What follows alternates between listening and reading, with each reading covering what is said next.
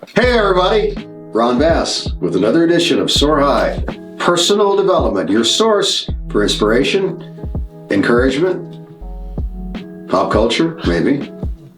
Any rate, today we got a special guest, Mr. Toby P-R-E-C-T, pronounced Prett. P-R-E-C-H-T, Prett. And if you were to spell, phonetically, how would that spell? Like P-R-E? Pracht. You know, it's German? C-H, yeah, it is German, actually. That's pretty wild. Yeah. German, huh? Do you feel like I'm suddenly your enemy? That's funny. I like that. So, your grandparents are from... we can't really trace any kind of lineage back to Germany, but our last name is, and that's what we've heard, so... So, like your mother's father, where are they from? And your father's We're all from father? South Louisiana. Well, that's a long ways from Germany. Well, that's what I'm saying. We just know our last name is German. But you must know where your grandparents or great-grandparents came from.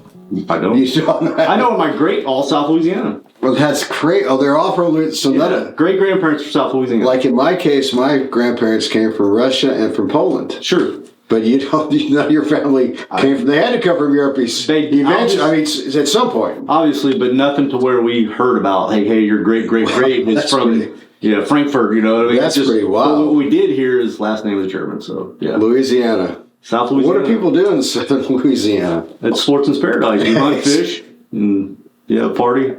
Lots of drinking. Lots of drinking. Yeah, it's kind of a sportsman's paradise for hunting and fishing. Yeah. So is that where you got your influence? Is that how you came up? Which influence? Your partying influence? Oh, Seems like when I first met you. By the way, I met Toby in my first night I was involved in martial arts in the jiu-jitsu community. Toby was my uke, which is like your partner. And we were doing some crazy stuff that night. But that's how I met Toby years ago. And then also you were my fitness instructor. We did Sunday morning. TRX. Yeah. We did TRX on Sunday mornings. That's pretty good crazy. Workout. Yeah, that was good. Yeah.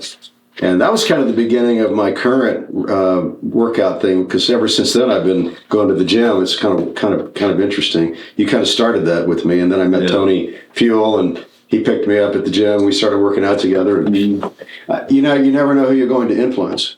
Yeah. In life, I tell my friends all the time, you have to really be careful what you do, because people pick up on that. And if it's bad stuff, they're going to pick up on that. If it's good stuff, they're going to pick up on that. So it's really important, I think, going through life that you always try to improve yourself, always realize that you're setting an example for everybody around you. And it's not an easy role to play, but I think it's very important. Yeah. So Toby, when I met Toby, he was fighting, like he was in the cage doing MMA fighting. And I remember that vividly. I remember seeing you train in the gym with our old coach, Eric Stevens. Mm-hmm. And I thought, man, this guy's got some guts to get in there, man, and do that. And I saw you fight, I think, that first month or so that I knew you. That was just me burning off divorce energy. Is that what that was? Yeah. Yeah, I found myself in there after going through a rough divorce, so. I don't think I knew that. Yeah. That was kind of, I just got out of the house. My kids were left behind, so it was kind of like really. Did you grow up fighting a lot on the street? I wouldn't say a lot, but I definitely. Where did you have the urge to want to be an MMA fighter? I just thought it was pretty neat. So first of all, I went there just doing jiu-jitsu, and then I noticed how easy it was to, get into the cage. You needed to train and willing to do it. So I was like, I want to do that. It's kind of neat. And then kind of neat. You also, here's the thing. You also realize that, they're going to pair you up against somebody else that has no record yet. Your size, they're not, some master at something. You know what I mean? So you felt like it was kind of an even gig. Then it was it was reasonable. When you start learning about how it all works, it's not like, hey, you're going to go fight Goliath. It's going to be somebody your age, your height, your weight, about roughly. So. I remember seeing you fight one night, and you came out like a banshee, man. You were like full bore, and I thought, man, he's going to kill this guy, and then the tables turned. I remember that, and the guy came back on you, and it's like, oh. Yeah, that was actually my last fight, I believe. Was that the last fight? Yeah, I think it was the cartoons out in the parking lot, if I remember correctly. Yeah. In actuality, that guy, my fighter backed out, so he was actually a weight class above me. So my my thing earlier, I said I guess it wasn't true all the time, but I just didn't want to lose a fight or lose doing a fight, so I took that one, But That was crazy, man. You were really like doing it, man. That was like impressive watching you get out there and fight like that. yeah, it's fun. Pretty interesting stuff. Most people, would never have the courage to get in there and do that. Yeah. Where does that come from? Where do you think, like, the courage to do something that's uncomfortable? How do you conjure that up? Well, I'd go back to my mom, dad, and 3 older brothers. Really, we kind of come from a household that's, quit whining and do it. But I don't know. I mean, is that what people do in Southern Louisiana, fight and drink? I don't know. You tell me. Really, I got into little kid fights just like everybody else. It wasn't like I was, the big man. So you weren't like a bully. You didn't like. No. You weren't like a bully in high school. Where you going to beat people up. No, I thought I was pretty friendly, especially through high school. When I was really younger, is before high school when I got into the most fights. I remember Really? sure. I remember getting suspended for fighting and Suspended for fighting. your junior high. And then you get to high school, you get suspended for smoking a cigarette. Man, I remember in high school, everybody would like go to the bathroom during, between classes, smoke. Here would come the counselors and run everybody off and get everybody in trouble. I thought, man, I don't know what it's like now. Like now, I guess everybody's smoking pot in school. Yeah. Back then, it was just. I hear they bring vapes. That's what I hear about the kids do. Is that what it is? Yeah, because it's easy, and it's cooler of a vape. So if marijuana is illegal, like in Missouri now, what about kids? Can they take it to school? Can they smoke in school? I don't know. You gotta How's be, that? first of you all, got to be 18. Plus, the school's going to have regulations to say that no. You know what I mean? 18. 21. 21? Okay, Just I'm like- wrong. just like 21, alcohol I'm then, sorry. huh? I guess I Wow. wasn't thinking. Yeah, You 21. can be any age with a med card. Depending. Any age with a med card. Yeah, as long as the doctor, but the doctor probably wouldn't prescribe it at 18, right? How easy is it to get a med card? Oh, let me tell you, it's super easy. I mean, all you gotta do is I got headaches. Okay, bye. It's that easy. Yeah, seriously. So you're talking about teenagers can get the card? I don't know. I'm not speaking for that.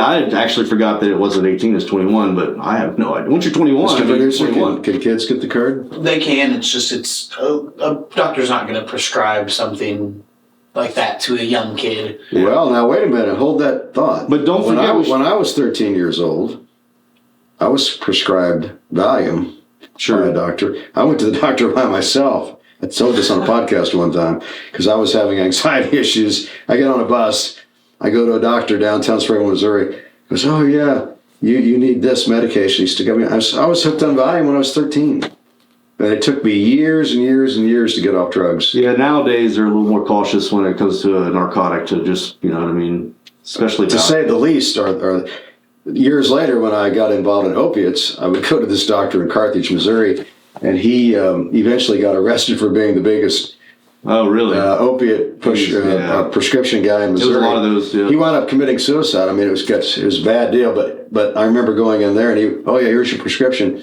Just pay him the money every month and get a prescription. Mm-hmm. So that's for like a legal drug pusher, really. Sure. Yeah, Which is terrible. Yeah, they've cracked down on a lot of that since A lot of it. in the last 2 years. But you know what? It seems to me a lot of people get addicted, like in a very benign sort of way. Like you go to have a surgery and they give you opiates, or you go to the dentist, you get opiates. Next thing you know, you run out and you're like, Billy over here's got some. He'll sell me for $10 a pill. You start buying pills, right? Sound like you've done this before. I've done it before.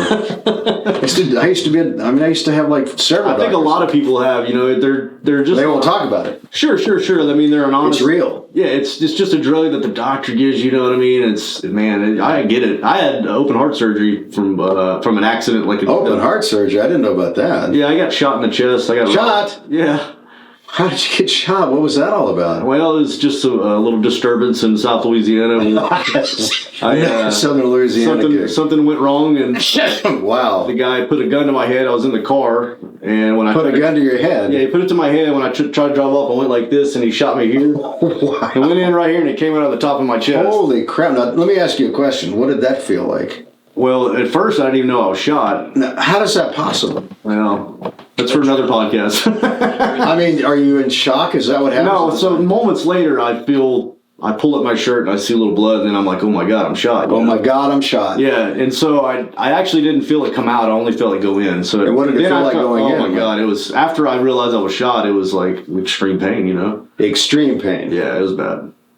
like going into shock and stuff. I actually hit an artery that do bypass surgery and hit my top left lung and an exit. Wow. Doctor said I didn't know how to live. I have a huge scar across my chest, man. Wow, I never knew that. How old were you? I was 22 or 23. Wow. I woke up the next, Well, how were you? You said you were driving though. yeah, and I switched seats. My brother was with me, and he pulls me over and Pulls gets you in the over. car, drives erratically to the hospital. And on the way, there's some cops at a gas station. He pulls in. He's like, my little brother's been shot. So we got an ambulance, and all the way to the Do you ambulance. remember all this? I remember. I'm still awake. I'm kind of going are out. awake, in and yeah. out. Well, when he pulled up the gas station, the cops, I was a little bit kind of going like this. But when they put me in the ambulance, they did something. When I pulled up, I remember all the nurses and doctors were waiting right there. Wow. And what hurt more than the gunshot is the chest tubes, and they put 3 of them in me. Yikes. What they do is, if you ever eat ribs, like pork ribs or anything like that, they have the membrane on the back you have to peel off, Yeah. and then the meat's really tough. Well, they push through all that meat in your ribs. All the meat in your ribs and through the membrane. Ooh. They make a little slice. You'll feel that slice first, and then they did it 3 times through my ribs. Ooh. And they laid over my legs so I wouldn't get up, and it was like, rah! Like I was just like, Oh it my hurt so God, bad. hurt so bad. They were just doing it quick because they were draining all the blood out of my Wow. body and then putting it back in me. I suspect that saved your life. I Oh suspect. yeah, I went through 9 pints of blood. Wow. Yeah, and the body holds less than that, so it was coming out of there. And they So were the guy that did it to you, what happened to him? never caught him. Never caught him. You want to hear a terrible story? Yeah. They showed me a lineup. God. 6 black guys, and I said, I don't know which one it is, and they said, just pick one. I just pick one. I swear, and I said, I can't do that, man. Oh my and he gosh. repeatedly said, just pick one. Just pick one. and I said, I can't do I that. can't do that, man. There's no way I'm doing that. That's horrible. That's horrible, dude. That's unbelievable. Hammond, Louisiana. Wow. So what you're saying is that's And I listened to racism this. to the Oh yeah, it's definitely to the racism. I mean, it's crooked too, it's crooked racism. but absolutely. It's So- crooked and racism. And I follow the Hammond Police Department's Facebook page, and every once in a while I'll go in there and comment. In 2002, I had an officer show me a lineup, and I put him on blast every time. Oh my God, that is wild. Yeah. And then people come on like, what? I'm like, yeah, 2003 or so, whatever. It was. So what would motivate a guy to want to shoot you like that? I mean, what kind of So there was a crowd of people. I think he was showing off. showing off? Well, he wanted my money, and I wasn't giving it up. Oh, okay. So now I'm putting him on stand in front of hundreds of people. And he was like, "I'll show you." Yeah, well, he didn't want to be embarrassed, and then now he's tough enough to pull it, but I didn't comply. So that's how I saw it. I wonder what it would take to pull that trigger. I mean, what kind of would you have to be high? Could you be sober? There's no. Could you be a masochist? Could you be like a what do you call the person that has no feelings? A sociopath? Yeah, Is that what it takes to? I mean, could you pull the trigger like that on somebody? not that easy. I mean, I'd have to be like, You'd have to do it. They'd have to deserve it. Well, Yeah. it's not deserve. It's No, I mean, I could pull the Well, trigger. it'd have to if warrant somebody- me doing that.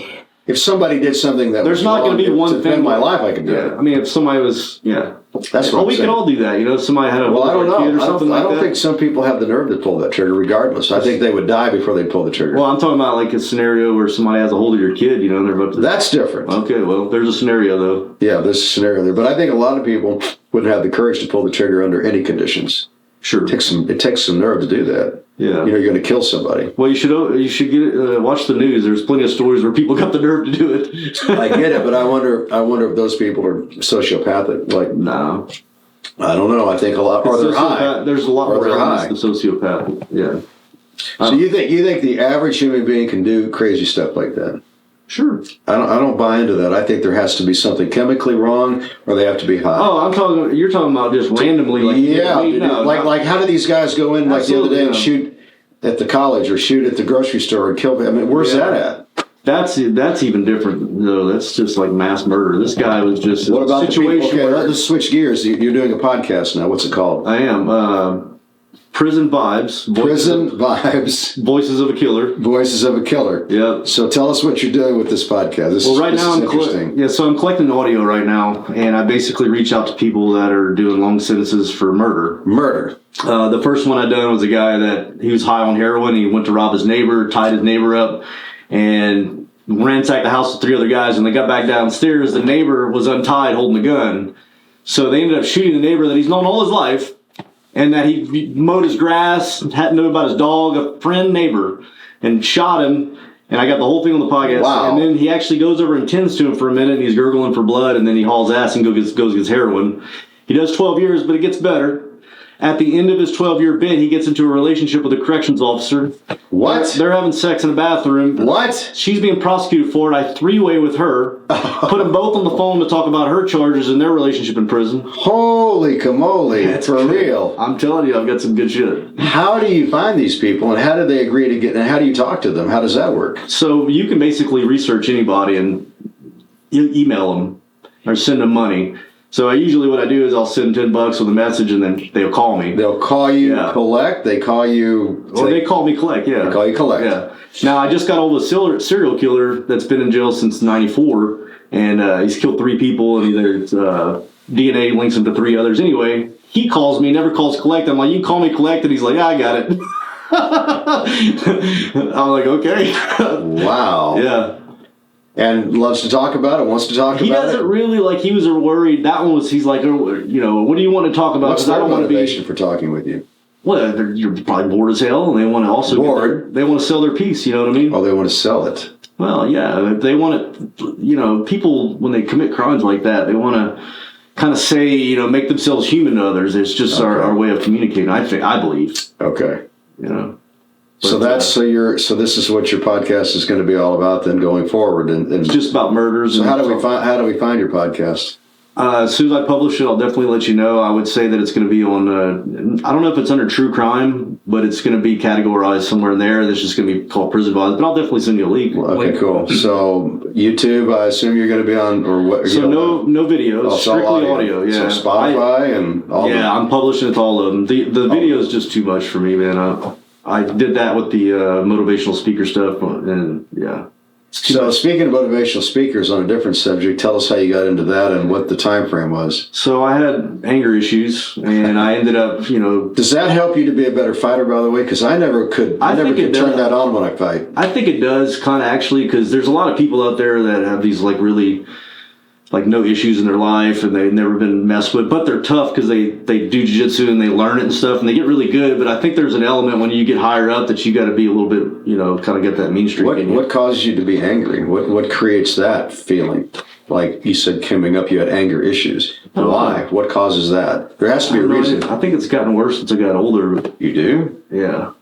Like you flip? No, I don't flip. I just, I get, the shit pisses me off. You know what I mean? It's like, my dad used to call it, because my dad was a car salesman, he'd come home, and he calls that the red ass. Like, it was an old fashioned way. Like, it gives me the red ass, because my dad was kind of angry, not all the time, but. So maybe you kind of were cut from that cloth. Yeah, sure. You become who you surround yourself My with. mom's kind of a fireball too, a little She bit. is?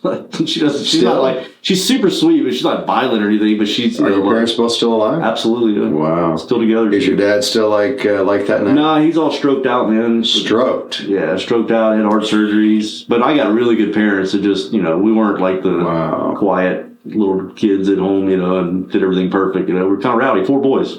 So you had the anger issues, and then you got involved in motivational speaking. Yeah, this company hired me. I would make videos, and then they sell them to different agencies. It's just all me. All it is me talking about how to handle anger and, stuff.